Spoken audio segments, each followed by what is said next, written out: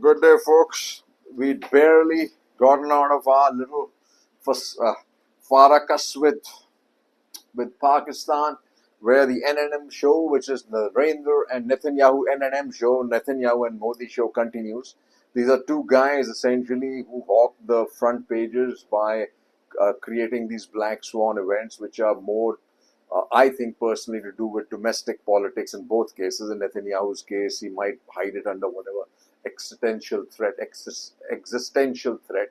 But, well, I guess it probably was. And obviously, he's moved the chess pieces, that he's absolutely moved the chessboard in the Middle East. And what had happened is Trump has only come out, I guess, in bad, looking bad both in the Middle East because he was trying to do this deal, and before this deal was done, I guess Netanyahu upset the apple cart. Similarly, he's not been able to do anything between Ukraine and Russia.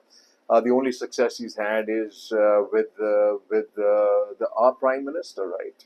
So that's it. So what's the front pages, right? Attack comes at a moment of weakness for Iran's proxies. Israel sent Mossad agents deep into Iran. Report 20 top Iranian commanders killed in attack. Trump warns Iran, make a deal or suffer worse fate.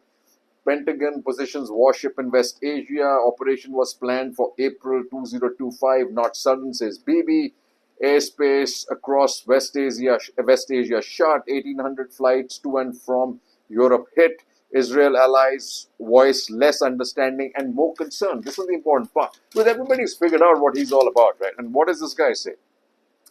Based in Tel Aviv, Attila Somvalvi, Iran had to be hit. It's humiliated but far from defeated.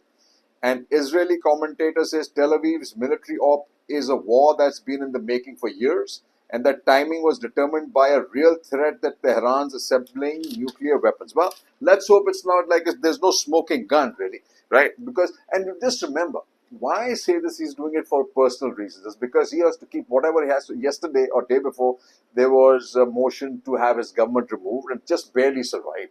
And the moment he goes out of government, he basically goes into jail, and that's his problem, right?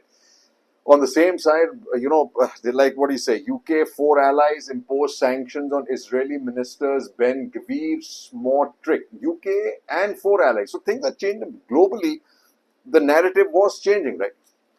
Israel strikes Iran nuclear sites, military leaders, Tehran retaliates with missiles. So it's not easy, right?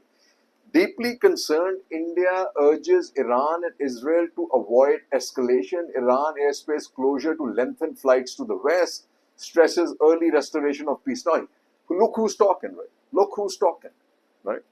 Netanyahu dials Modi. India calls for early peace and stability. What's happened here actually doesn't play well for India at all. It may play well for the right wing in India because there's, for some reason, they're aligned because of whatever to the Jewish community in Israel. But this is going to cause a whole bunch of problems for India's economy. As the West Asia crisis could delay IMEC, says MEA, says official. I think it's more or less done and dusted and gone. And why Israel attacked Iran's nuclear facilities? Israel has been preparing for this for years. It had carried out several attacks earlier. All the while, Israel argued that Iran's nuclear and ballistic missile programs were an existential threat. That's true. And tough choices. Now, what happens? Like India, what it did with Pakistan actually got us absolutely no results. The needle did not even move a millimeter with this foreign junkets that had been planned by what I call faltu, paltu pets, right? Things like Shashi Tharoor, Owaisi. Then you had, what is that other fellow from UP, a Congress fellow, what's his name? Shashi Tharoor was obviously over the hill. Ravi Shankar Prasad. Delegation took India's stand to the world, says Modi. And you know that they got no spine because when you saw these pictures, they're all bent over forward. Whether it is Shashi Tharoor, whether it is everybody else, folded hands. I'm not sure what did Modi achieve. I am not sure at all as far as the world is concerned. Because look at this. While you were doing all that stuff and you said, oh, our world listened to us, and you had the EM running all over the place, you had this. Park back in US good books as Asim Munir goes to Washington as a guest for the special army parade. Scramble for 40 Chinese jets inflates Pakistan defense budget. And that's all we have to say for it. Except that it's the fifth generation, our fifth generation, if it ever gets made. It's never going to get made, folks. I have this General Saab who's a old school friend of mine writing in LinkedIn about this great defense capability in India. Well, I'm not even sure where we live, right? But those guys are going to get the 5th-generation jets and they're going to be for free. They're going to do nothing to their budget, right? It's just like if he said, I mean, we should get real about these comments on us. Well, if the Chinese have said that Pakistan is like to China as Israel is to the United States, you know it really doesn't going to make a difference to Pakistan, right? Saudi Arabia imposes visa ban on 4 countries, including India. So many visits and awkward hugs always. So this is what I mean. What are these junkets all about? And then you have Jaishankar. India, Central Asia to expand counter-terror security ties. You actually think Jaishankar is in a position to expand ties with Kazakhstan, Kyrgyzstan, Turkmenistan? Absolutely no way, Jose. He doesn't even know the dot of their history and how they are now connected to both Russia and China. It's just not going to work. And look at this. Top American general describes Pakistan as a phenomenal partner, right? Sri Lanka and China to deepen trade ties, okay? China, and while this is happening, we are running around all over the world saying China can't afford double standards on terror, says EAM. I'm not even understand the books he's written, concentric and centric circles. He seems to have been caught in the labyrinth, right? But this one is India, China agree on talk to solve trade issues, rebuild ties. India, China agree to hold functional talk on trade and economy. India, US inch closer to limited trade agreement. So we've given up, right, as far as China is concerned, as far as I think, right. And these ties are very critical. India or Australian ties have moved to a higher level, and we should keep them that way. And when like this Harsh Pant and Vivek Mishra and Vikram Sood, everybody's quoting them, hyphenating US and Pak, doing business with gunmen, clients, services for clients. I think we should just forget it. I find that this Harsh Pant is actually doesn't have much to contribute to this whole thing, because I don't know whether it's limited knowledge about China or limited knowledge about the United States. I think it's a limited knowledge about the United States. But here's the thing. America has never given up on the United States. Never. America has never given up on Pakistan. Like, not on the United States. It's obviously America has given up on the United States, it seems, with what's happening in Los Angeles, right? But it's never given up on Pakistan. And for China, it's never going to give up on Pakistan either. So we might as well understand that whole process. Forget talking about hyphenating, not hyphenating. Worry about the fact that China is in absolute Gordian knot with Pakistan. Worry about that, right? And why Israel attacked Iran's nuclear facility? Listen, Iran is in a difficult position. If it walks away from the talks and launches more attacks on Israel, there would be further Israeli strikes, plunging Iran and the region into an uncertain terrain.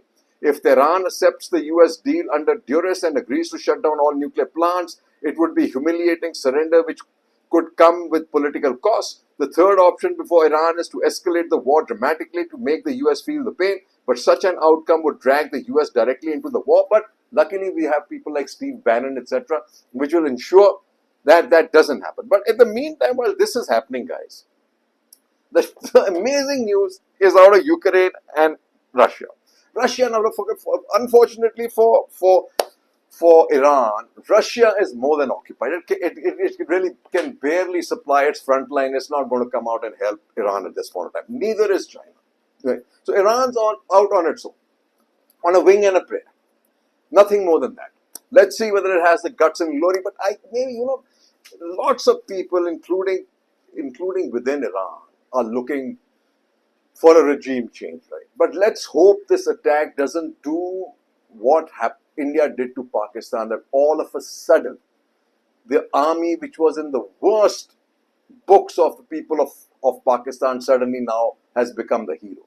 What you really don't want to happen in this place is that the people of Iran, who are fed up with the system and the government and the mullahs, then come behind these just because they're proud people, right?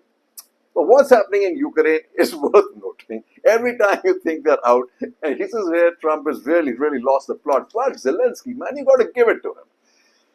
War and talks. Both Russia and Ukraine are looking for security guarantees. And look at Trump slams crazy Putin, warns of Russia's downfall. But this, actually, he might have done that. But you know, the flip flops that he has as far as Russia is concerned is just defies the imagination. One day he's on, one day he's off, one day he's on, one day he's off. And it just almost seems like, what's its name? Putin has something on him. But what Ukraine managed to do is just brilliant. Ukraine drones strike deep in Russia, destroy over 40 aircraft. Kyiv to set out roadmap for peace. So look at what it did. Look at these are 3,000 to 4,000 miles away from Kyiv, and they were able to launch these drones and destroy assets, those long-range nuclear triad bombers. Unbelievable. And after that, they got the bridge. Ukraine claims to have destroyed 41 aircraft. Russia strikes, kills 12 soldiers. Bridge blast in Russia kills 7 ahead of Ukraine peace talks. So this is, and it's going. It's really not going after civilians. It's going after all the critical logistical assets, manufacturing assets. From what I've heard, it's gone after factories that produce parts for drones, that produce the things that are critical for this war for Russia. And Russia is fast running out of them, right? NATO calls for 400% rise in bloc's defense. And this again is a bad news for Putin. Russia has started losing the war in Ukraine, writes Michael Kimage. The military tide may have turned against Putin, and this is foreign policy. What does it say? You say, Russia President Vladimir Putin is skilled at escaping the optics of defeat. He came to power in 2000, projecting authority in Russia's ongoing war against the breakaway region of Chechnya, where Russia did over time prevail. He put himself forward as a decisive leader in Georgia via the 2008 Russo-Georgian War, in Ukraine via the annexation of Crimea in 2014 and full-scale invasion in 2022, and in Syria via a Russian military incursion in 2015. In none of these theaters has Putin notched a lasting success. Georgia is up for grabs, and Russia's presence is fading away in Syria. But Putin will accept no responsibility for setbacks on the global stage. He always acts the victor, and he's pretty similar to somebody else I know, right at home. With Ukraine, Putin can orchestrate scenes of success. He did so on May 9th, Victory Day in Russia, commemorating the Nazi surrender in 1945, standing shoulder to shoulder with Chinese President Xi Jinping.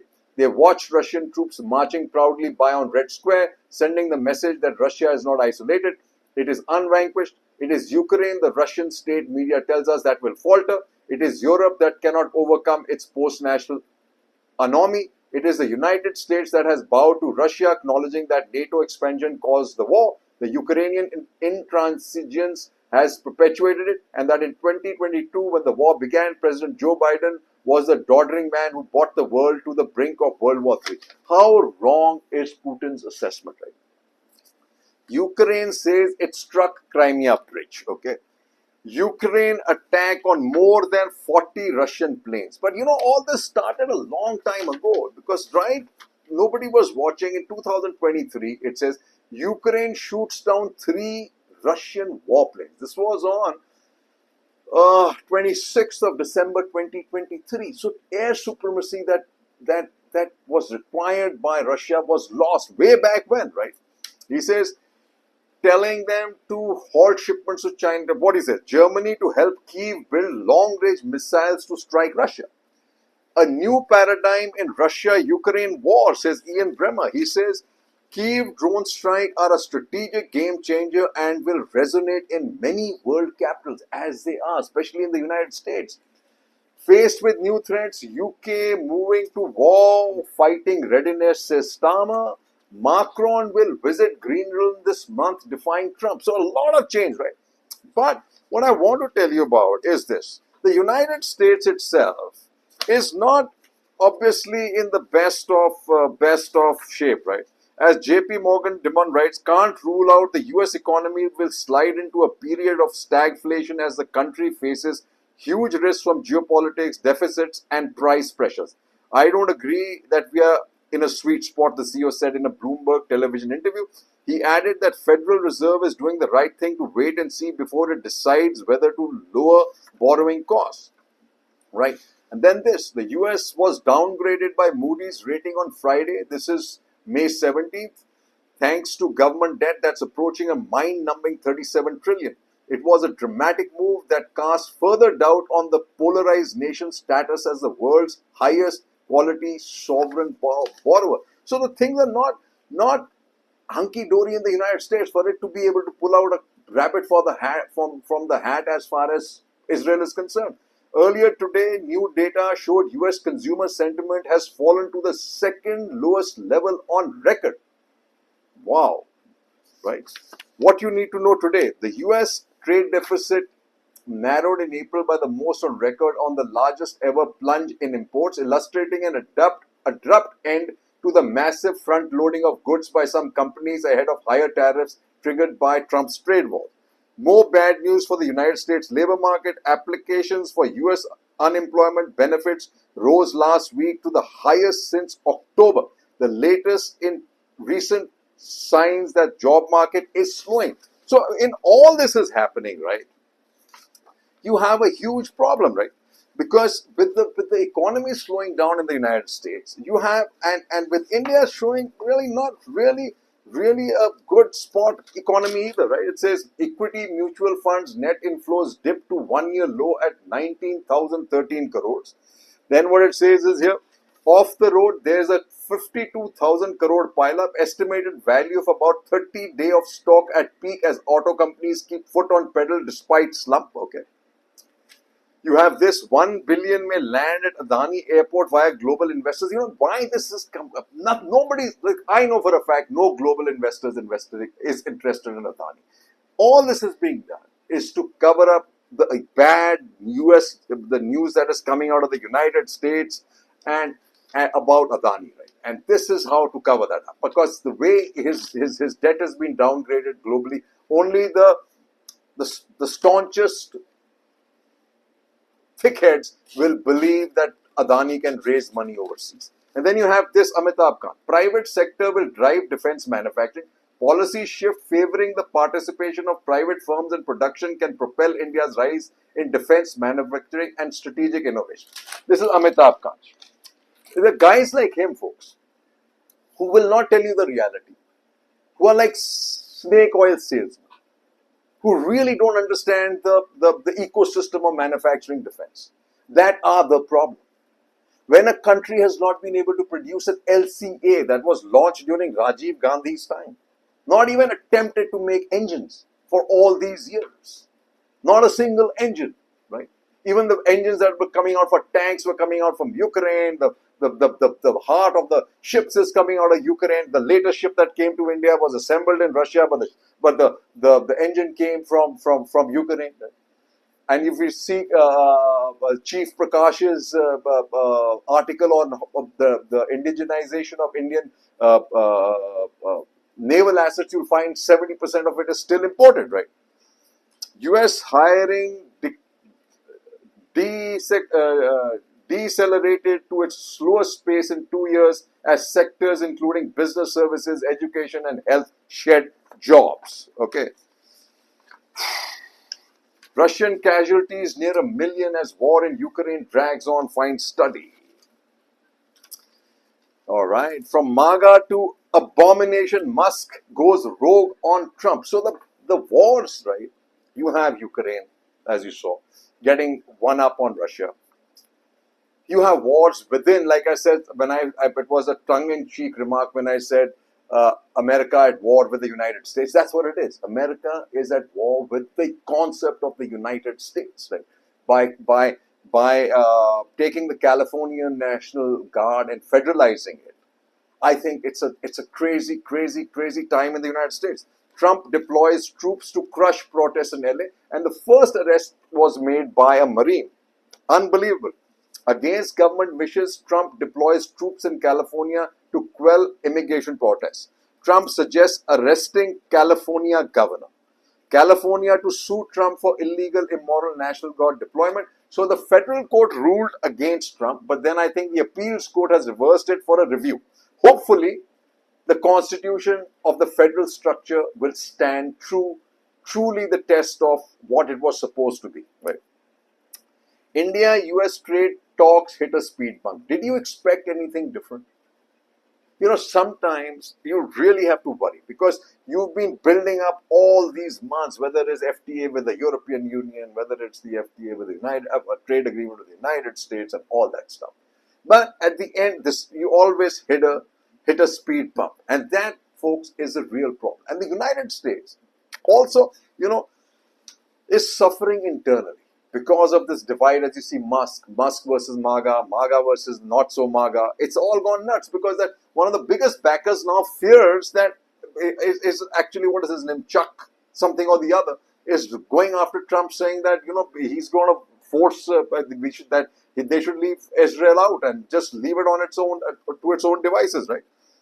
And then in the American edition says it's going to get worse. This is Bloomberg. That's the takeaway from traders already rattled by the rout in long-dated US treasuries as yields continue to linger near psychologically fraught 5% threshold. The US 30-year yield is currently hovering at 4.97 after having soared last week to 5.15, the highest since October 2023. Why investors are so nervous about Japanese bonds? Global instability is spilling into Japan's debt market, which for decades avoided significant volatility. For those already fleeing US treasuries, it may mean one less place to hide. This is 29th, as early as 29th May. So things, folks, are looking extremely dangerous globally. Then we've lost that plane, right? And just remember, right, there are a lot of theories coming out about a hack that caused this engine failure, and it was a terror event. Just let's stay away from it till we actually find out what it really is, right? And the other thing, think about this. What we really should be worried immediately about is what is happening at the G7 that's coming up. Modi's in a tricky position. India is in a tricky position because Kani is definitely going to bring up Nijjar, or somebody there is going to bring up the Nijjar assassination. Then there is going to be protests that are being organized by the Khalistan people. Then obviously Trump is going to again come and wallow around and talk about the peace that he engineered between India and Pakistan. And that will be the tricky moment. And will, at this G7, Trump bring out the fact that India lost some Western platforms, 3 Rafales, right? The reason being, because if 3 countries know, that's the United States, they have really not come back and told you that Pakistan's claim is wrong. Just remember that. When people ask you why don't you believe your government, is because nobody is saying that what Pakistan's saying is right or wrong. And the only people who have the satellite system to confirm it are the United States. They have kept quiet. And then there's China, and China knows exactly what's happened. That's why the shares in the Chinese stock, Chengdu, went up. So now, folks, what do you think is going to happen? We are actually at a time where, for some odd reason, and some acts of our own, we have ensured that Pakistan has been able to crawl out of the barrel that it was in, of being left out in the cold by the United States. Something has pulled them out. And all of a sudden, whether it's China, whether it is the Middle East, as I saw Saudi Arabia, Kuwait, whether it is the United States, everybody seems to be wooing for this real estate space called Pakistan. And between all that, there is the issue about this tragic disaster. My heart goes out to all the families. So many dreams that have been destroyed, so many dreams that have been lost, and so many lives. People, unsuspecting people on the ground, unsuspecting passengers, and people who say about there's God, and look at that, there has to be a God because that one guy survived. But what about the other 260 that died, right? It's the same Lord, right? 3 cheers and Jai Hind. May God give all of us strength through this difficult year that seems to be upon us.